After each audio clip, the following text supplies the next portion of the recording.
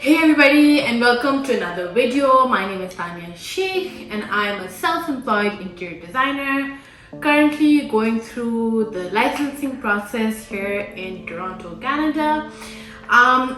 This is a project that I did back at home in Lahore, Pakistan.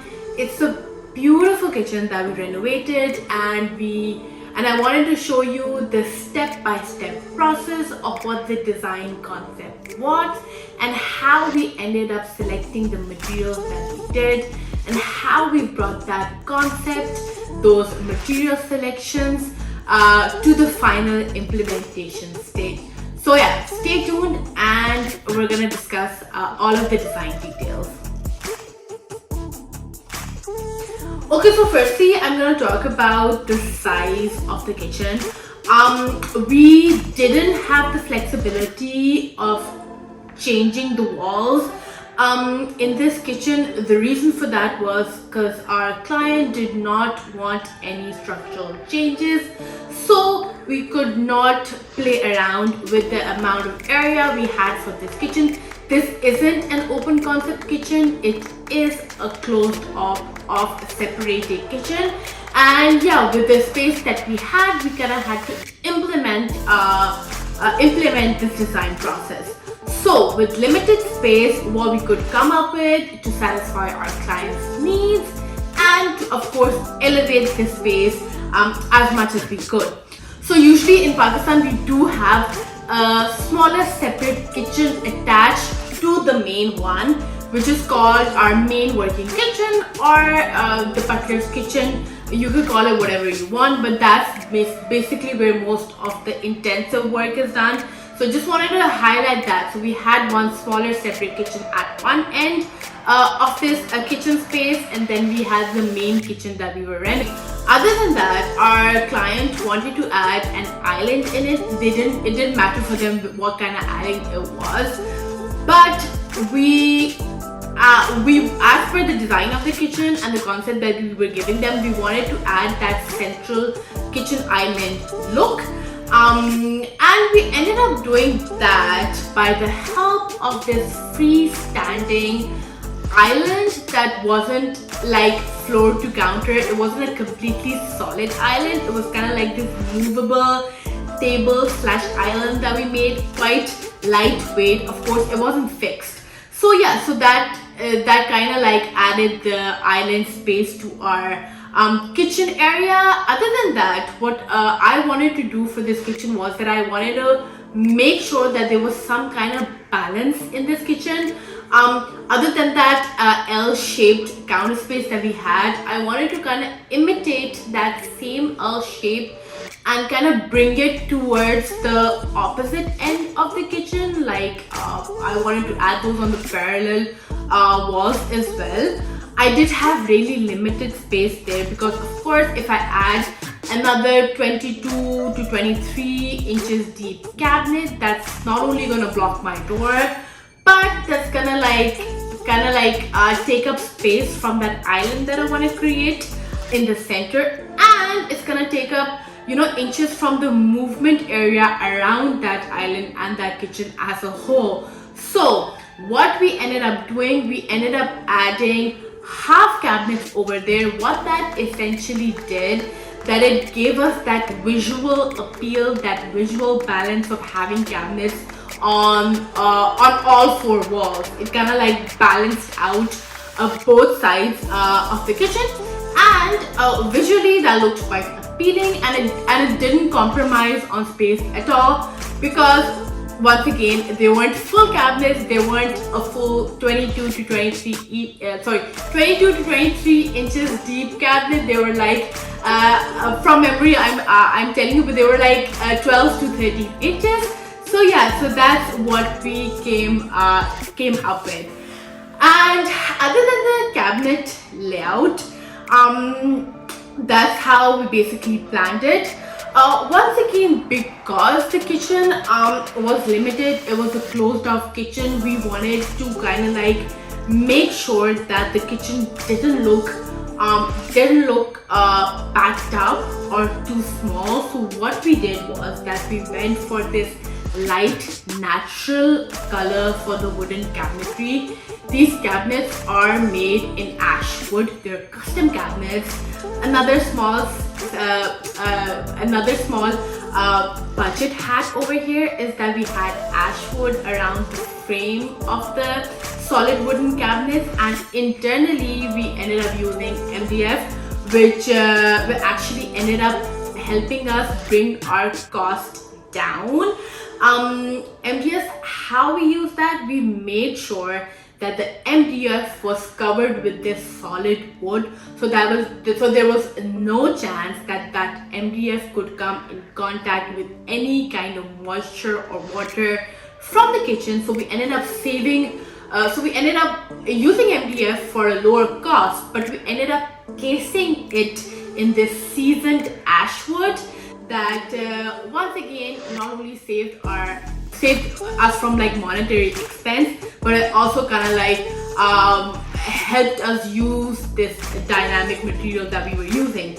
Okay, on to kind of like the color balance that we wanted to put in this room. In this kitchen. Ceiling gypsum, pure white, nothing to elaborate. We did not want to add a heavy fall ceiling over here at all. Just basic 2 feet border, drop down border on the edges, of course, for that cabinet space, for that upper cabinet space, because upper cabinets are 12 inches deep. We needed that space there. And yeah, then we had this grooved paneling right in the center that had our main spotlights. Another thing that I want to kind of add onto the ceiling design that we selected, we made sure that we had a good lighting plan over here, because we were going for like these ambient spotlights right in the center, but we wanted to add that extra layer and we wanted to add those cabinet lights. So we did that right in the upper cabinets and right above our half deep cabinets on the other side. So we had like these 2 inches. Sorry, I think they were less than 2. They were a bit less than 2, but they were like 2 inches spotlights around the border of the false ceiling, that 2-foot border. And in the center we had those main 3-inch spotlights that was of course giving us the most amount of light in a night setting in this kitchen. Other than that, we did add T5 rods for our task lighting, not in that main L-shaped workspace, but in our secondary work space, which were our half cabinets. We installed these shelving. Okay, so we installed these shelving that wasn't very deep. They were more there for decorative purposes and to kind of encase those T5 rods in them for aesthetic looks and to kind of like add some decor elements on top. So we did have that space over there for smaller decorative items. Of course, these were 8 inches deep. They weren't anything too deep or anything that could stand a lot of weight. Once again, the color balance, the backsplash, we made sure it wasn't heavy. It was pure white, subway tile, used like a subway tile. What I want to kind of like emphasize is that this wasn't a flat subway tile. It had this depth in it. It was a 3D subway tile. What that did was it gave this extra character and extra depth to that tiled wall. And other than that, rather than a white standard filling, we ended up going for black filling so that all of the tiles could kind of like have this outline, and it had like they were kind of like one tile was defined from the other, distinguished from the other. Okay, so let's talk a little bit more about the materials that we used. Now that we've talked about the cabinets, now that we've talked about the ceiling, I want to get to the flooring that we had. For the flooring, we did want to add this like nice modern element. we ended up going for a terrazzo floor, although it is quite classic and traditional to go for actual terrazzo in homes in Pakistan, but we went for this terrazzo tile in this very contemporary look. It was grey with these like light grey and white chips in them, and what that basically did was it gave us this nice grey platform to kind of build our kitchen upon, and that dark grey with that with those wooden cabinetry turned out to be a great combination along with that white subway tile. So yeah, other than the wood cabinets, we did have these two featured glass cabinets that were installed near our cooking hob and hood. I've done this in another project, and hopefully I'll be uploading soon. That was actually where we experimented with this concept first. This is the second time that we've implemented it with a different interior. But one of the reasons why we brought that backsplash all the way up to the top was so that we could have these glass cabinets installed on top that gave that visual access to that back wall. And what that basically did was it just added an extra layer of character to the whole kitchen. Usually the backs of any cabinets are plain, either it be a sheet or usually they're sheets, right? Because they're made they're made out of like solid material. But these glass cabinets actually did not have a back because they were purposely made in this manner because we wanted that backsplash to be visible and we wanted that feature in this kitchen. So yeah, and as our glass cabinet wall had the backsplash all the way up to the top, we did the exact same thing near our window wall as well. We brought the backsplash all the way up to the top. We did not want any kind of like break in that backsplash, because that would have completely caused a lot of chaos. And although this style was slightly a bit pricier, but we kind of like convinced our client to like take both of the walls, to take both the backsplashes of the walls all the way up to the top. And yeah, we did use the same backsplash for our for our like half cabinet slash like shelving area. Over there it was fine because that we didn't take it all the way up to the top because it wasn't needed there.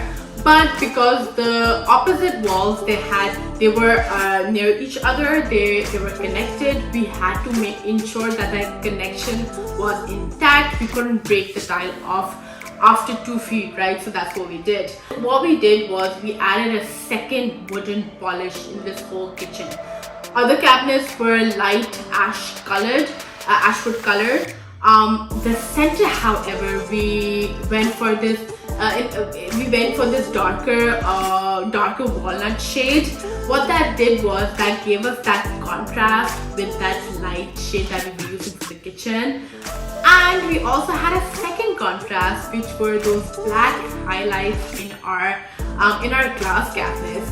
Adding that with the SS appliances that we had, the combination of stainless steel appliances,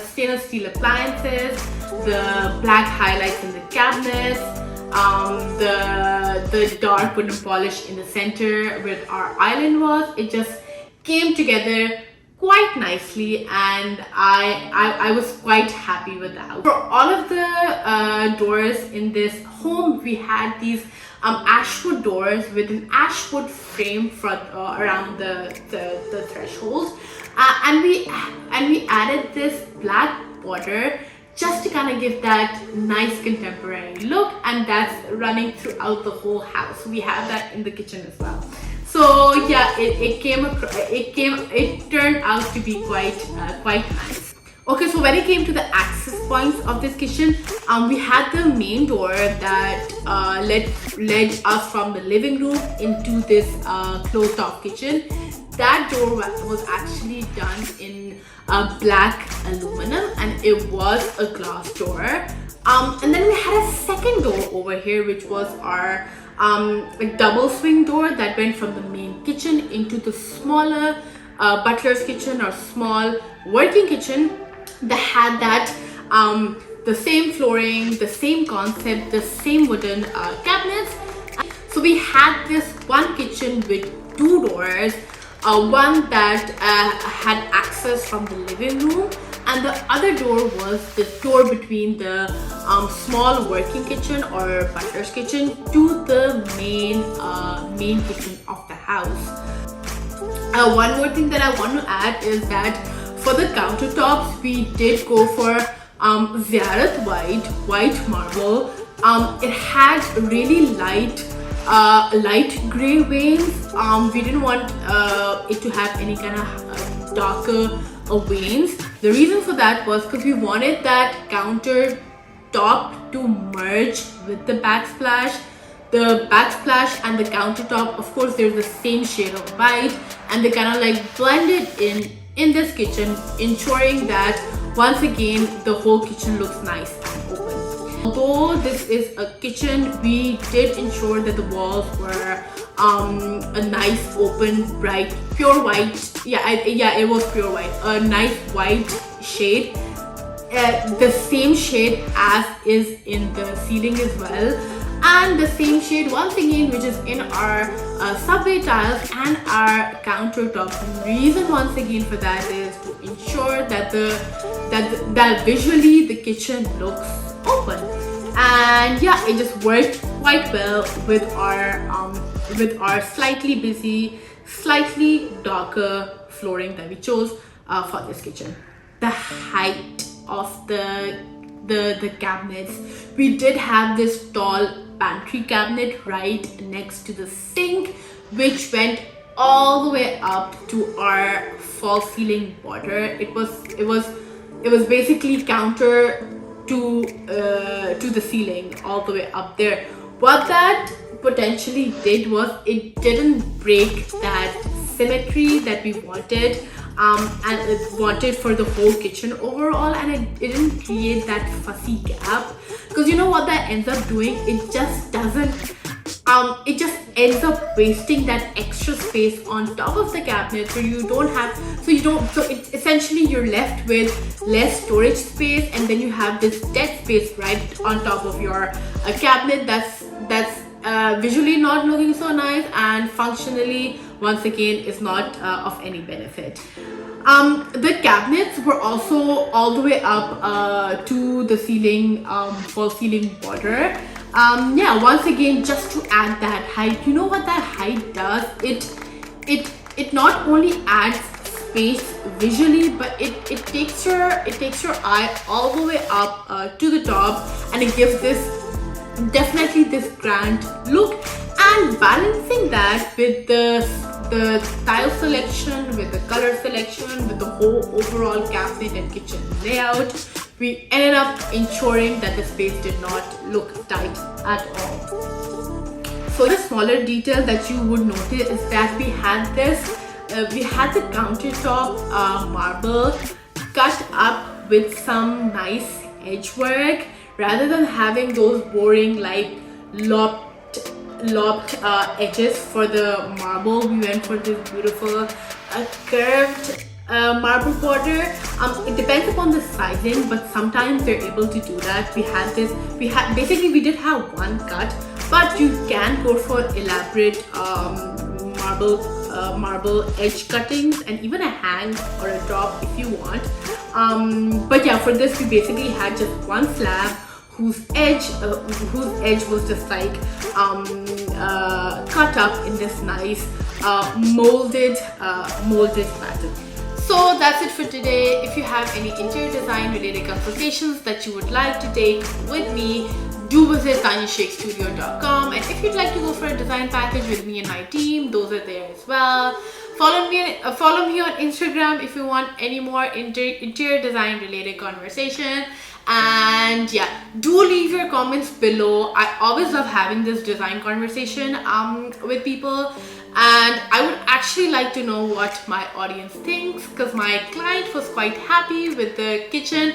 We were able to satisfy their requirements both visually and their functional requirements. Whether or not you thought the space was functional and visually appealing, I'd like to know that. And yeah, that's it for today. See you in the next one.